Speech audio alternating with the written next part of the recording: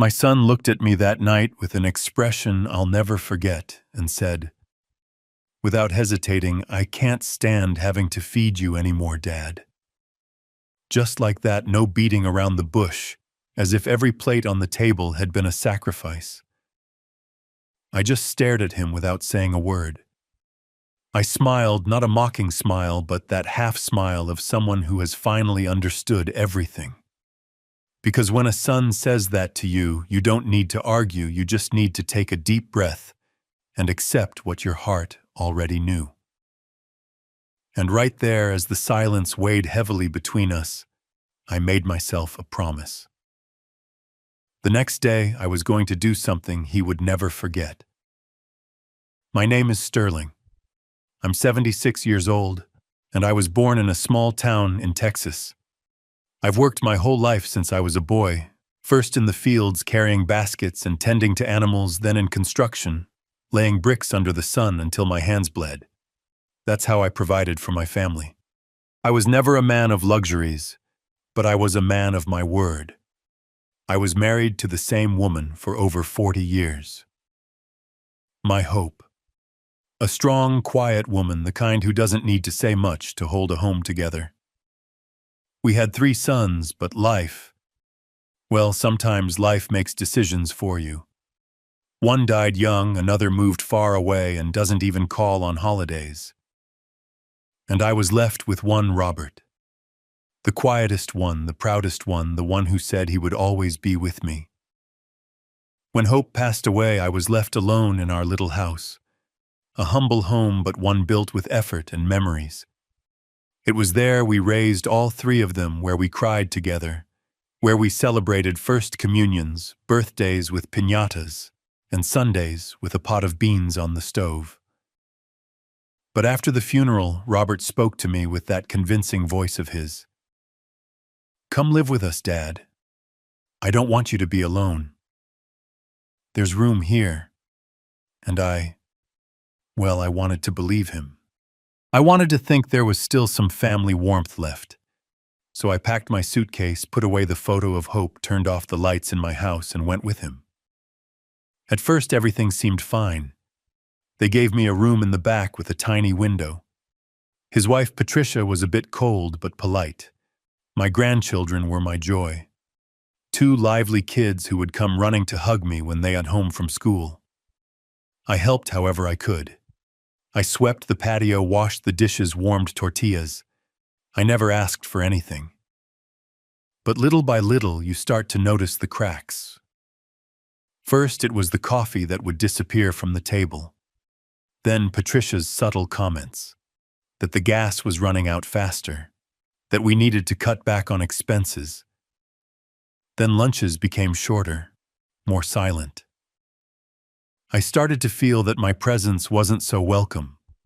Robert became more distant, busy with a tired look in his eyes whenever I opened my mouth to tell a story. And I get it, you know. Not all children know how to grow old with their parents. But that night was different. There were no hints or sighs. There were words, harsh words. "I can't stand having to feed you anymore." And he said it like someone talking about a piece of old furniture that's in the way. I didn't answer, I didn't cry, I didn't yell, I just smiled. Why? Because I understood. I understood that to my son I was no longer his father. I was just another burden in his life. That night I went back to my room in silence. I closed the door softly. I sat on the bed. I didn't turn on the light. I stayed in the darkness, feeling the silence grow thicker. And there I told myself, tomorrow everything is going to change. Because when you lose a son's respect, the only thing left to do is to respect yourself. I slept little, but at dawn I got up early. I put on my favorite shirt, the one Hope had given me on our last anniversary. I combed my hair carefully, as if it were a Sunday. I put some papers in my briefcase, grabbed my cane, and left without making a sound. No one saw me leave. No one stopped me. I walked slowly through the neighborhood streets, greeting the baker, the security guard, a neighbor who barely recognized me. I was in no hurry. What I was about to do required calm and dignity, because sometimes a father's silence hurts more than any word. And I, Sterling, decided that day that the silence was over. So do this. Listen to this story until the end. Because what happened after that walk, no one in that house saw coming. And share it with someone who needs to hear this. And tell me what part of this story truly touched your heart. And from what city in the world are you listening? I returned to the house just before nightfall. No one had noticed my absence. Patricia was in the kitchen chopping something without looking at me. Robert, sitting on the couch with his phone in his hand, was so absorbed in his world that he didn't even look up. I walked to my room with a calm pace, as always. I closed the door, hung up my shirt carefully, and sat again on that bed that no longer felt like mine. I felt like a guest with no departure date, someone tolerated, barely noticed. But that night, although my body was there, my decision was already made. Something inside me had aligned like a column that was about to break, but firmly decided not to. I got up early the next day before dawn. I made my own coffee with the little I had left hidden in the pantry and went out again towards downtown. There at the county clerk's office, I walked in with a firm step. The young woman at the reception recognized me immediately. "Mr. Sterling, what a pleasure to see you here again."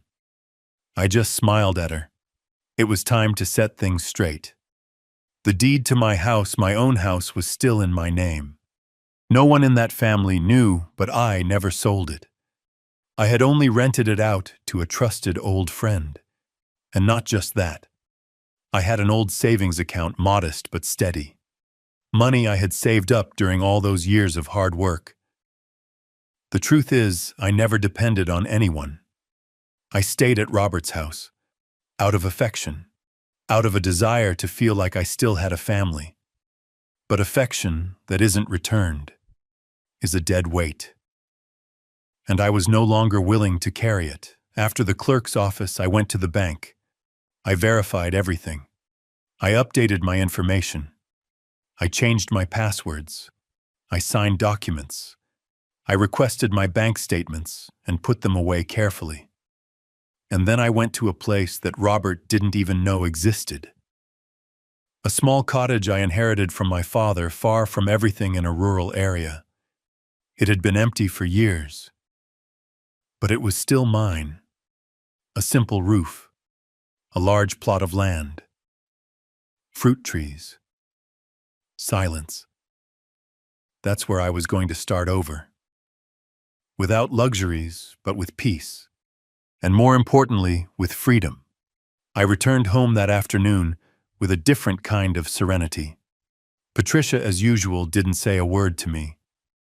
Robert, seeing me walk in, blurted out, "Oh, the old man's back," and he chuckled to himself. I almost found it funny. He had no idea. I slept peacefully that night. And the next day, I waited for everyone to leave. I started to pack my things. I folded each item of clothing calmly. I gathered my papers. I placed Hope's photos in the suitcase with care. And when I was done, I left an envelope on the kitchen table. Inside, a note written in my firm handwriting. "Thank you for everything. Don't worry about feeding me anymore. That's already taken care of. God bless you." I closed the door behind me without making a sound. I walked to the bus station. I was carrying a backpack, a suitcase, and a relief in my chest I hadn't felt in years. The trip to the little house took about 3 hours. When I arrived, the country air embraced me as if to say, "Welcome home." I spent the day cleaning what was necessary, dusting off old furniture, hanging up the hammock. I cooked my own beans with garlic and chili just the way I like them. And I ate with pleasure, calmly, without feeling like a burden, without anyone reminding me that I was in the way. That night, lying in my hammock, looking at the stars through the living room window, I thought about everything. About how you think you need a full house to feel alive. But the truth is, a house full of contempt is worth less than a humble corner filled with respect. For the first time in a long time, I slept with peace in my heart. And in that good silence, I understood. It wasn't me who needed them. I never did. But they were about to notice my absence, and that was just beginning. The first few days in the little country house felt like a long, deep breath. I would wake up early as I always had before the sun came up. I'd light the wood stove, make my strong coffee, the kind that wakes you to your bones. I'd sit on the small bench on the patio, listening to the neighbors' roosters crowing in the distance. I had no television, no internet, no one to talk to. But I had something I hadn't felt in a long time. Peace. Silence without tension. Time without guilt. Space without blame. I dedicated myself to fixing the leaks in the roof, clearing the weeds in the garden, repairing the fence. I went back and forth to the town market, where the old men still tip their hats in greeting, and the children run barefoot. I didn't need much. I'd buy my vegetables some bread, a small piece of fresh cheese, and every so often, a little meat for the weekend. I quickly got used to living with little because I was tired of living with too much disrespect. But even if the soul is still the heart, takes longer. And there was something inside me I couldn't let go of. It wasn't anger, no, it wasn't hate. It was disappointment. The quiet kind that doesn't make a sound, but is heavy. Because no matter how much you convince yourself you're better off alone, there's a part of you that keeps asking how we got here. How did we get to the point where a son looks you in the eye and tells you he resents feeding you? How do you reach that level of insensitivity, of forgetfulness? Sometimes I would sit in the hammock with an old notebook and start writing down random things. Memories, phrases, dates. I wrote so I wouldn't forget who I was, because I realized something important. When they make you feel like you're worthless, you can start to believe it yourself. And I wasn't going to allow that. Not after everything I'd lived through. Not after everything I'd fought for. One day while I was sweeping the patio, I saw a young man approaching on a bicycle. His face was dusty, and he had a backpack on his shoulder. He greeted me from a distance. "Mr. Sterling?" I nodded, curious. "Mr. Ortiz sent me the one who was renting your house. He said you wanted me to bring you some papers." He handed me a thick envelope and thanked me for the glass of water I offered him. Inside the envelope were the updated documents for the rental contract with a note from Mr. Ortiz. "Everything is going well. I've already deposited this month's rent. Whatever you need, I'm at your service." I smiled. Not because of the money, but because of the feeling that something, at least something, was still functioning with respect. A few more weeks passed. I got used to the rhythm of my new life. In town, people started to recognize me. They'd call me the old man from the white cottage. They'd give me oranges from their trees. They'd invite me to church. Even the priest once asked me to help fix some pews. And I, with my rusty tools but my steady hand, I felt useful again, valued. Until one day, without expecting it, I saw him in the distance. He was walking from the highway, his shirt soaked with sweat. Robert, my son, stopped in front of the gate. He didn't say anything at first. He looked at me as if he didn't know if he had permission to come in, I who in another time would have run to hug him. This time I stayed seated, calmly. I looked at him intently, without anger, without urgency. I gestured with my hand. Let him pass. He entered slowly, like someone stepping on unfamiliar ground. He sat on a rock in front of me. He took a deep breath. He said, "Dad, we've been looking for you for days. We thought something bad had happened to you." I didn't answer because there was no point in justifying myself. They knew where I had gone. They just didn't care until they noticed I was missing. And absence sometimes shouts louder than presence. "Patricia is worried. The kids are asking for you." And he kept talking with that voice that mixes guilt and pride. I just looked at him wordless. Sometimes silence says more. Then he broke down, and he looked at me, as if he wanted to cry but didn't know how, until he finally let it out. What I said that night was horrible. I wasn't thinking. I was tired. I felt suffocated by everything. "But you didn't deserve that, Dad." That I heard. I heard it with a tight chest. But it didn't move me. Not out of malice, but because you learn that words, when they come too late, don't heal, they only explain. I told him in a soft voice, "I didn't leave because of what you said, Robert. I left because I realized you all didn't want me there anymore. Because you don't beg for respect. And affection, when you have to plead for it, is no longer affection." He fell silent. He lowered his head. He didn't insist. He didn't ask me to come back. He didn't offer me anything. He just stood up, put a hand on my shoulder, and said, "I wanted to see you to know you were okay. That's all." And he left. I watched him walk away down the dirt road under the midday sun. I didn't stop him. I didn't hug him. But I didn't reject him either. Because what I did wasn't for revenge. It was for me. For my dignity. For my soul. And I understood that sometimes the bravest act isn't to stay, but to leave.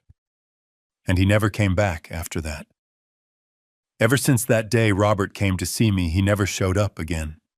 Not a call, not a letter, not a message sent through someone else. Nothing. But I wasn't surprised. Because deep down I already knew that visit hadn't been out of love. It was out of shock. He came because for the first time in his life he felt he had lost me. And some people don't value their own until they're gone. But what I did wasn't a punishment or a lesson. It was a decision. And I wasn't going back. The days in the little house remained peaceful. I had established a firm routine. On Mondays I cleaned the yard.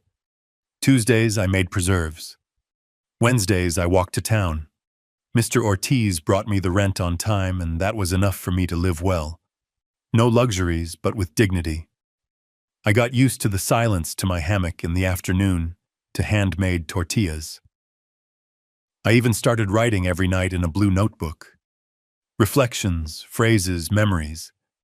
Some so old I wasn't sure if they were real or just images my mind created to comfort me. One Sunday, while sweeping the front of the house, I heard a car stop. It was Father Angel, the town priest. He got out with a serene smile, as always. "Mr. Sterling, can I steal a few minutes of your time?" I invited him in. We sat under the shade of the pecan tree.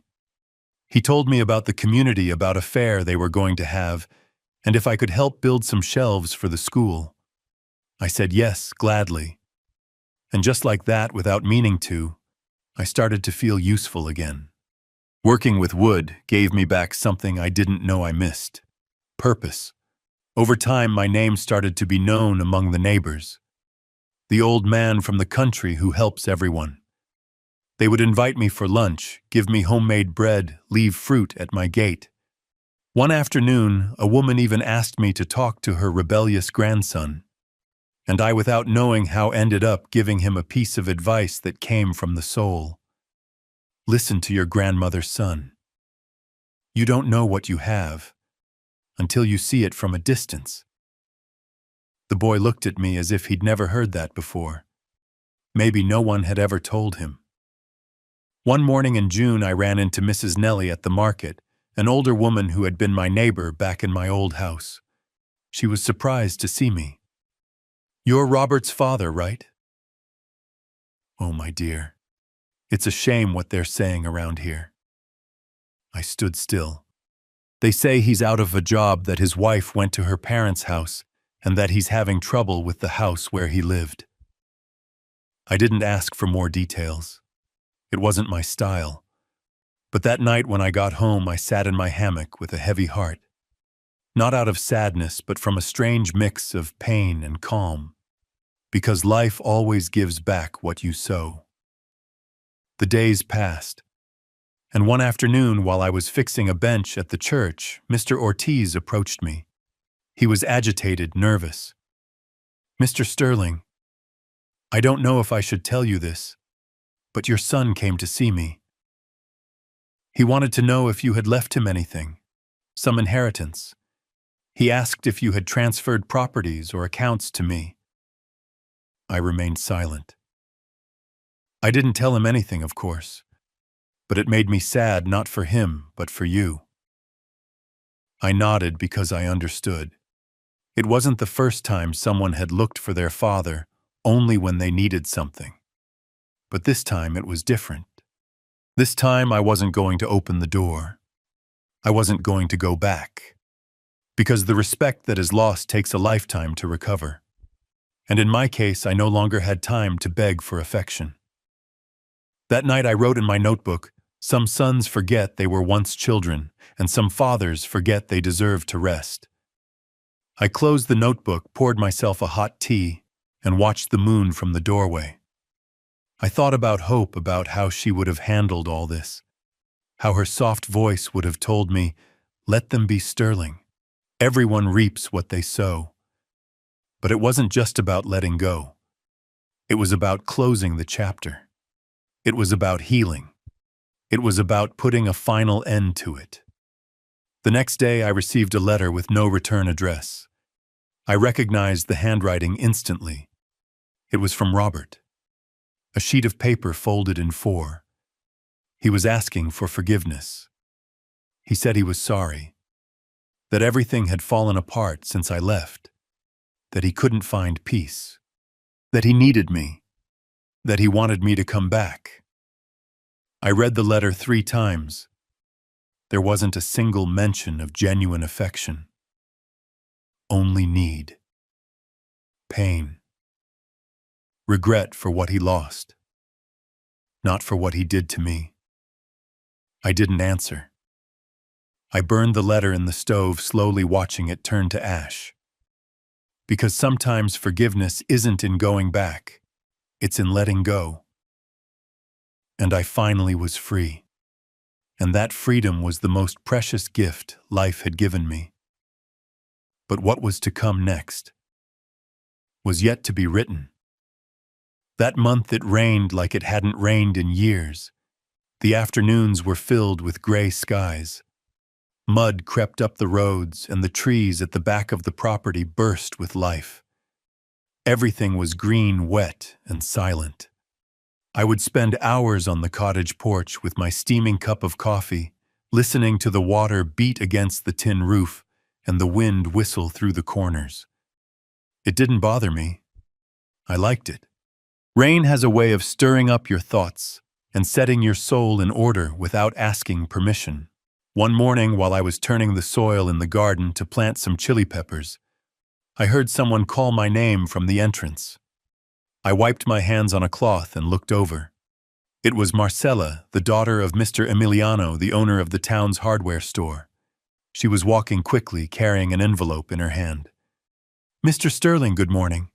This letter is for you." A young man left it at the store early this morning. He said it was urgent, but he didn't want to give his name. I thanked her, offered to make her some coffee, but she was in a hurry. She left me the envelope and went on her way. I held it in my hand for a moment. It wasn't heavy or long, just a page, maybe 2. But it had that smell of the past that you recognize when something hasn't been properly closed.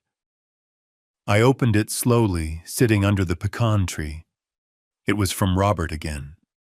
"Dad, I know you might not want to read this, but I don't have many ways left to talk to you. I've looked for you, I've written, you don't answer. I don't know if you're angry, hurt, or simply don't want me in your life anymore. And if that's the case, I understand. I deserve it. But I had to write to you even if it's for the last time. I kept reading without moving a muscle. Not because it hurt me, but because I no longer knew if I cared. Things here have gotten difficult. Patricia left with the kids. She says she needs some time, that I'm not the man I used to be. I lost my job 2 months ago, and I haven't been able to pay the mortgage. The bank called me. They said if I don't get the money, they're going to take the house. I'm desperate, Dad. I say this with shame, but also with humility. I need you. Not for your money, for you. I stopped there. I put the letter away. There was no need to read the rest. Because you just know you understand. And even if the words say one thing, the heart recognizes the intention. And my son's intention was not to reconnect, it was to save himself. I didn't sleep that night, not out of anguish, but out of thought. Because for the first time in my life, I had the power to act without fear, without guilt. And that at my age is a gift not to be taken for granted. The next morning I walked to town. I didn't go to the bank. I didn't go to the market. I went straight to the church. I sat in the last pew. There was no service, only the echo of birds and the melted wax of the candles. I closed my eyes. I spoke to Hope as I used to do when things were difficult. I didn't ask her for advice, I just told her what I was feeling. He needs me now, but not as a father, but as a lifeline. And you know what? I'm not sure I want to be that again. When I left the church, I had made a decision. I wasn't going to answer him. I wasn't going to write to him. I wasn't going to go. But I was going to protect the little I had left.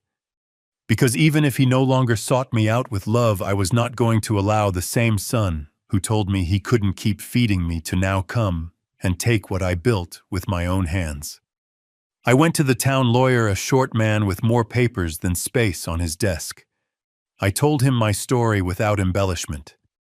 I showed him my documents, my accounts, the deeds, and I told him clearly, I want to put everything in order, so that if one day something happens to me, no one can put their hands where they don't belong.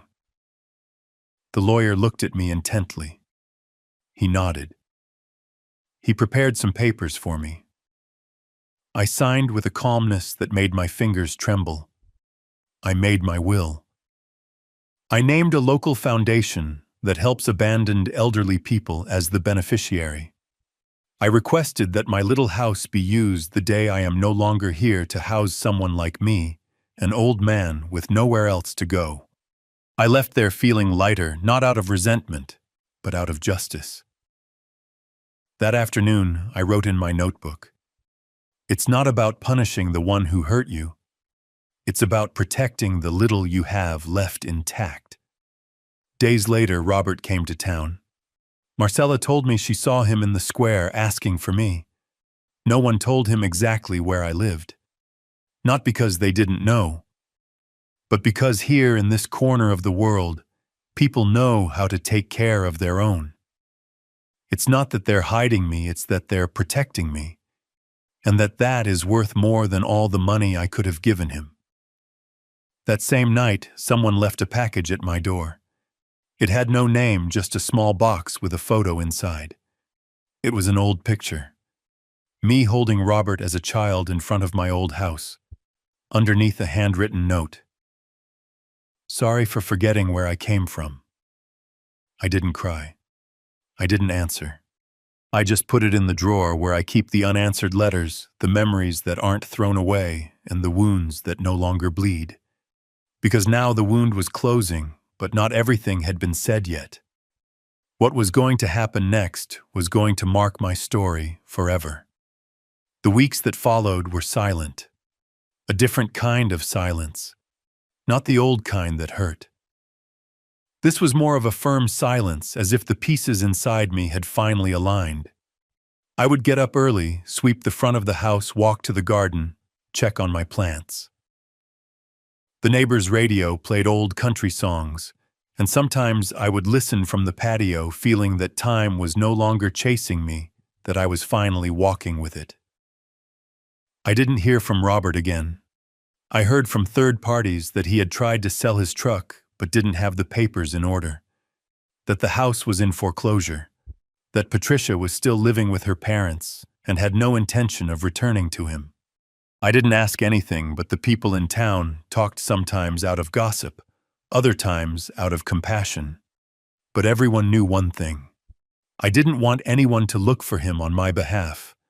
I made that decision the day I burned his letter, and with each passing day, that decision became firmer in my spirit.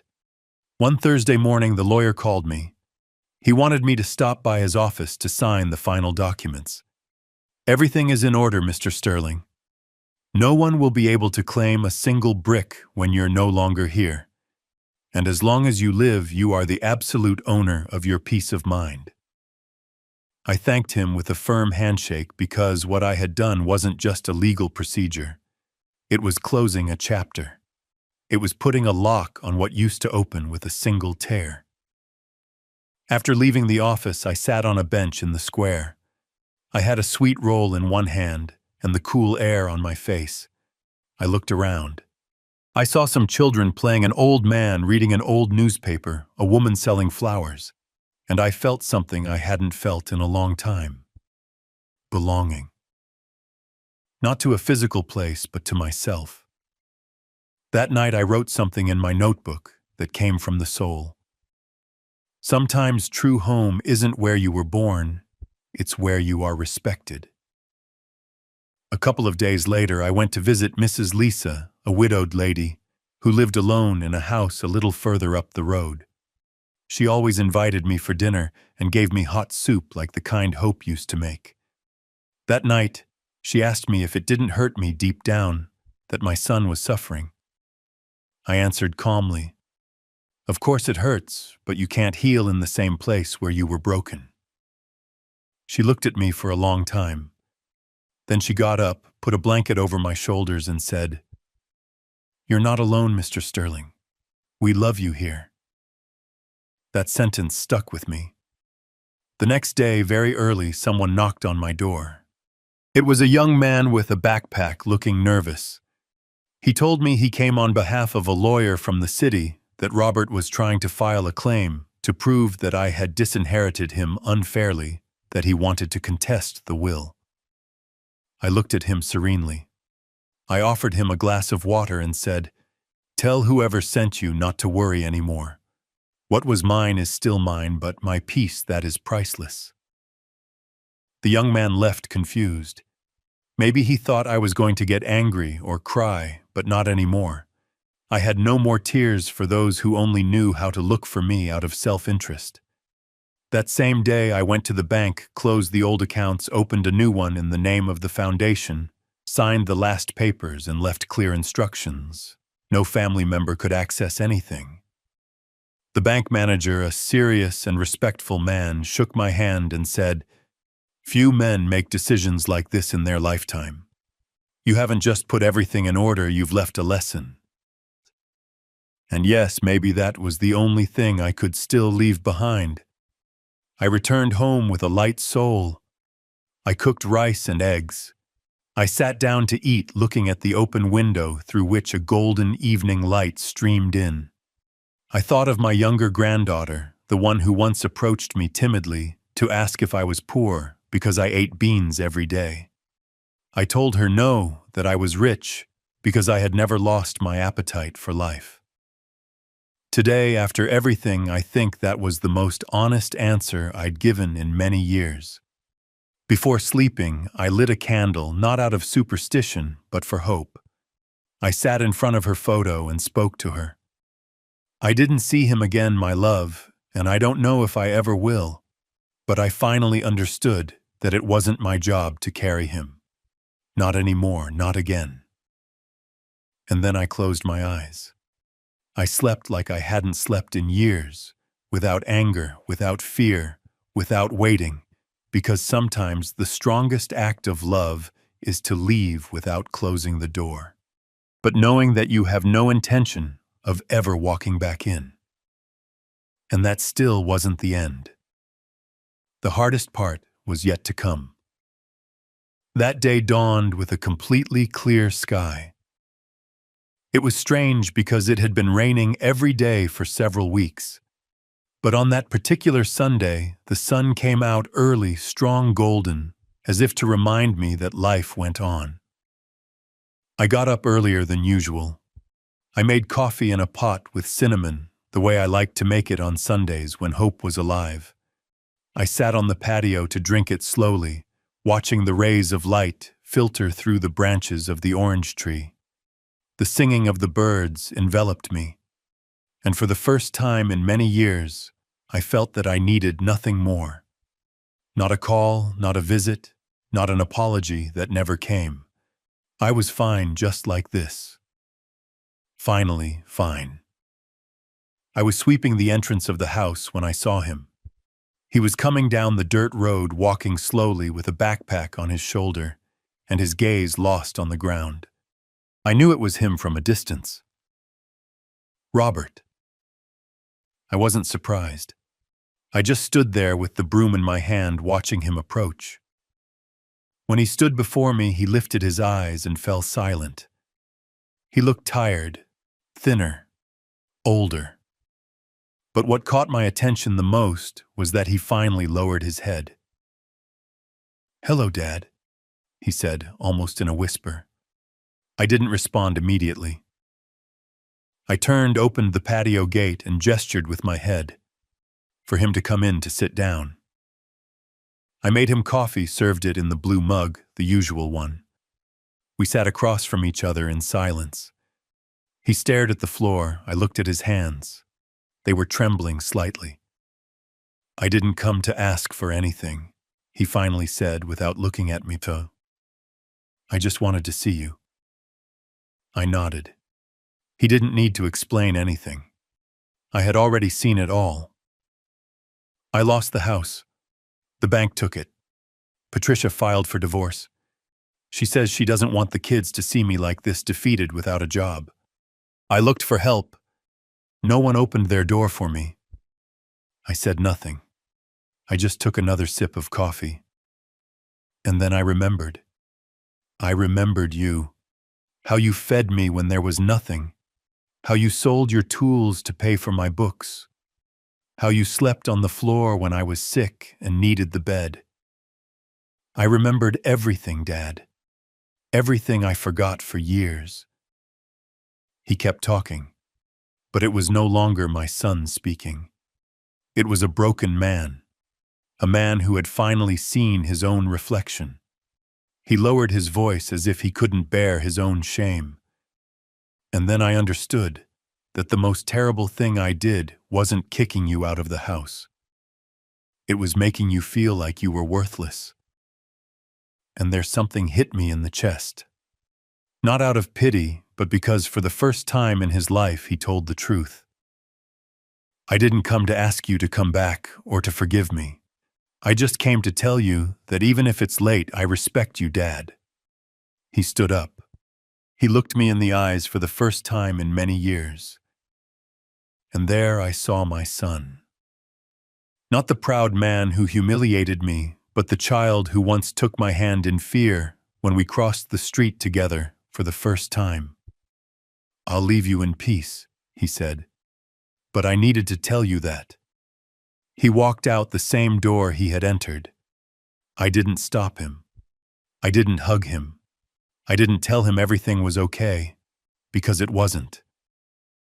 But this time, it didn't hurt me. I stood there watching the dust rise with his steps, and I knew that perhaps for the first time in a long time, he too was going to start walking his own path without using me as an excuse. That afternoon, I went to my room, took out the blue notebook, and wrote, "Respect that comes late doesn't heal, but at least it leaves no more wounds." And I closed the notebook with the tranquility of someone who no longer expects anything. What would come next wouldn't change me because this time I was already whole. 2 weeks passed since that last visit. I didn't hear from Robert again, nor did I expect to.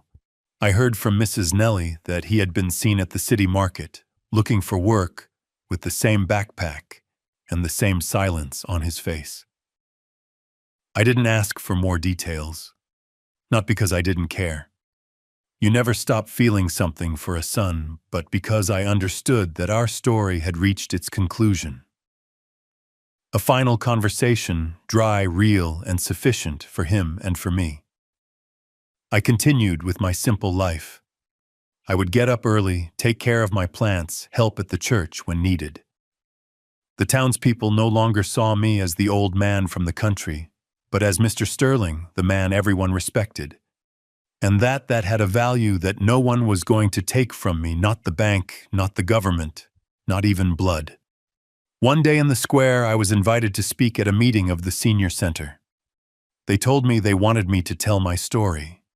I told them it was nothing special, that I had no great feats to recount. But they insisted. So I went. I sat in the middle of a dozen men and women with white hair and eyes full of journeys. And I spoke. I spoke calmly. I told them what my life was like before, how I built my house with hope, how we raised our children with tortillas, sweat, and patience, how I grew old with dignity. Until one day someone looked me in the eye and said, "I can't stand having to feed you anymore." I felt a lump in my throat, but I didn't lower my voice. I told them everything. Without drama, without shame. Because you don't have to hide what you've lived through even if it hurts. Because what is lived with dignity is told with pride. When I finished, no one applauded. But there was no need. A woman approached, took my hand and said, "Thank you for saying what many of us keep silent."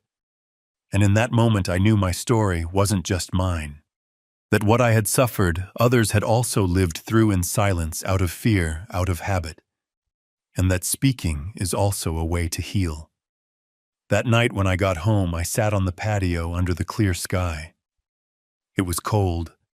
I lit a small fire and I stared at the embers. I thought about Hope, about what she would have said if she had seen me that day, speaking in front of everyone. She would have smiled with those sweet eyes of hers and would have told me, "See, your voice still has strength." And yes, it did, even though many wanted to silence it. A few days later, I received a letter from the foundation to which I had left my assets. They thanked me for the gesture, for the trust, and told me they had already begun to organize a program to house elderly adults abandoned in homes like mine. They even offered to name the project. I told them yes, that it should be called Hope. Not for my wife, but for what she planted in me, because that name meant everything. Reading that, I realized that what I did not only changed my destiny, but was going to change the lives of others. That my pain, channeled with justice and determination, could provide shelter to those who today slept in borrowed beds, eating from charity, feeling less than. And I felt for the first time in years that my story had been worth it. But the world doesn't stop when you find peace. There's always someone who comes to test the calm. One afternoon, someone knocked on the door forcefully. I went out slowly.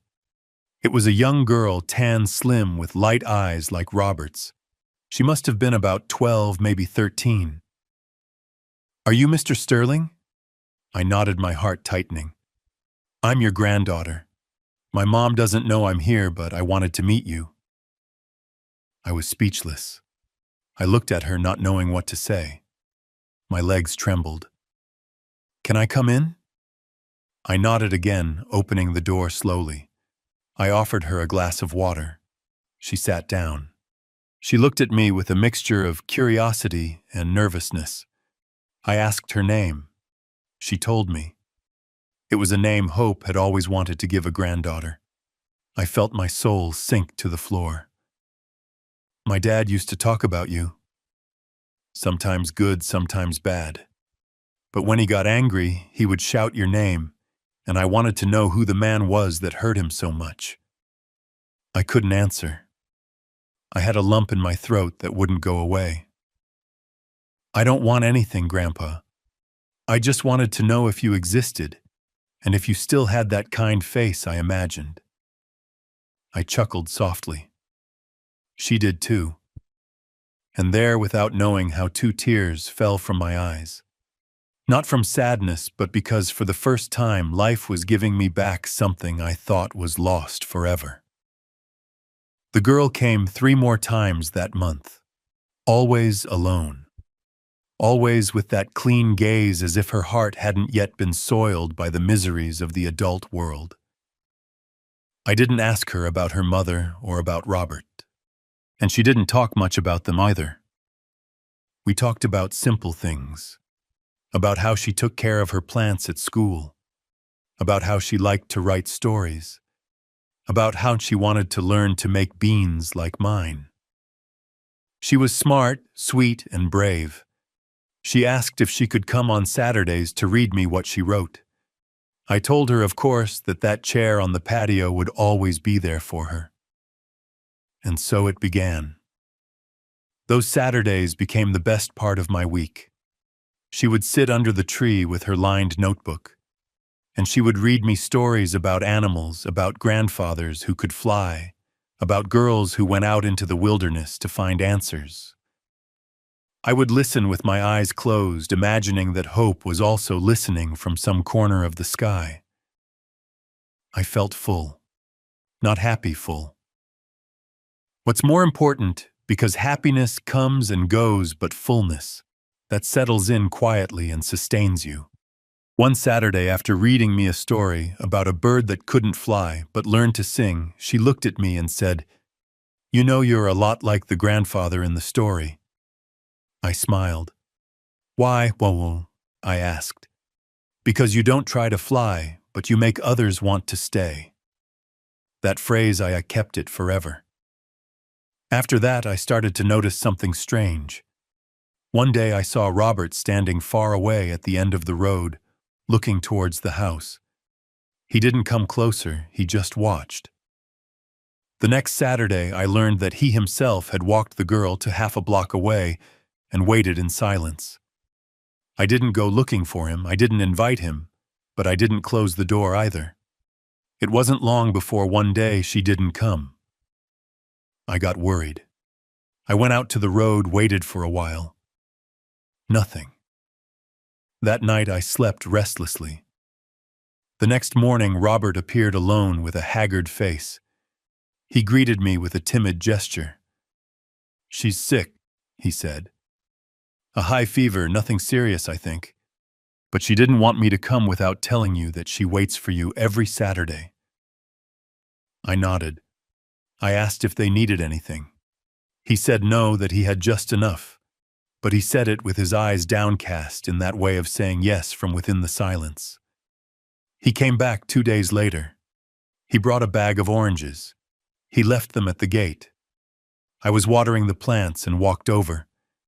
He told me she was getting better, that she was asking for me, that she got angry if he didn't tell her how her grandfather was doing. Yes, she called me her grandfather, not the old man, not the gentleman, her grandfather. Robert stayed in the yard for a while. We didn't talk about us, we talked about her. About how she wrote about how happy a plate of rice with fried plantains made her. I told him that at her age, Hope used to knit clothes for her dolls with scraps of cloth. He laughed. It was the first time I'd seen him laugh without sarcasm in years. He got up to leave and stopped at the door. He looked at me for a long time. "I'm not here for money. Not anymore. I just wanted to tell you that if you ever want to see your grandchildren again, the door is open." I didn't answer, but I didn't give him a cold shoulder either. I just nodded slowly. He understood and left. That night I wrote in my notebook, Not everything is forgiven, but some things are transformed. The following Saturday, the girl returned. With a scarf she had knitted herself, she put it around my neck. "So your heart doesn't get cold," she said. I laughed. And there, in that laugh, I knew that life had come full circle. There was no reconciliation. There was no happy ending. But there was something more powerful. A new truth, clean honest. And in the midst of all this, a letter arrived. A formal invitation signed by the town council. They wanted to give me a recognition for my contribution to the community, for giving the house to the foundation, for the talks at the senior center, for helping to repair the church benches. I didn't know what to say. I kept reading that letter over and over, not out of vanity, but because after so many years, someone was telling me what you are matters, and that I really didn't expect. But what was going to happen at that ceremony would be the true end of everything, or the true beginning. The day of the ceremony arrived with a cool breeze, as if the sky also wanted to clear itself a little. I woke up early. I shaved calmly with the old-fashioned razor I had kept since my youth. I put on my best shirt, a white ironed one with thick buttons, the same one Hope gave me for a birthday. I checked my shoes, put on my hat, and left with plenty of time. The event was to be held in the central square in front of the town hall building. They had told me there would be neighbors' authorities, some children from the school. But what I didn't know was that there would be more. When I arrived, they had already set up a small stage with chairs for the guests and some flowers decorating the front. They greeted me warmly with sincere hugs, with words that didn't sound empty. "Thank you for your example, Mr. Sterling. Thank you for not giving up." I sat in the front row, my heart beating slowly, not from nerves, but from gratitude. I never imagined that at my age someone would invite me to something like this. I always thought that old men like me just faded away in a corner, like forgotten old lamps. The event began. A master of ceremonies spoke of my story, without personal details, but with respect. He mentioned my contribution to the community, my decision to leave my house to the foundation, my words at the senior center. And then they called me to the front. I walked slowly but firmly. The entire square fell silent. I took the microphone. I had no speech, only a full heart. "I am not an important man," I said. "I am just a man who lived, who loved, who fell many times, who was a father, a husband, a construction worker, and who was also an ignored old man. But I am here not because I sought recognition, but because I decided not to disappear." There was a soft murmur among the people. I continued. "Many of us here have felt that we are no longer useful, that we are a burden, that we are in the way. But that's not true. Our lives matter. Our stories matter. And as long as we have a voice, even if it trembles, we must use it." My hand was trembling a little, but my voice came out firm. "I didn't come seeking justice. I came to remember that we are not dead until we stop having dignity." They applauded, slowly but with force. And just as I turned to return to my seat, I saw them.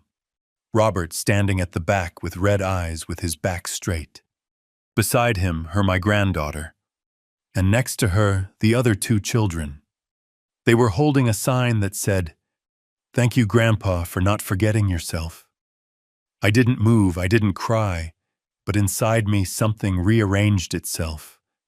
I didn't hug them, I didn't go to them, but I didn't look away either. And in that small moment where the wounds didn't disappear, but they no longer hurt so much, I knew that this story, my story, had now been told completely. That night, I returned home alone, but not empty. I lit a candle, sat in the hammock, opened the blue notebook one last time, and wrote, "Not all children deserve our silence, but we do deserve to live in peace without begging for affection, without returning to where it hurt, without ceasing to be who we are. Today, finally, I am me. And if you've made it this far, thank you for listening to me. I also want to thank you for letting my story have a place and to help ensure that many other voices like mine are not lost. Share this story because every day there is a grandfather out there who also deserves to be heard. Now you tell me what part of this story touched your heart the most, and from what corner of this world are you listening to me?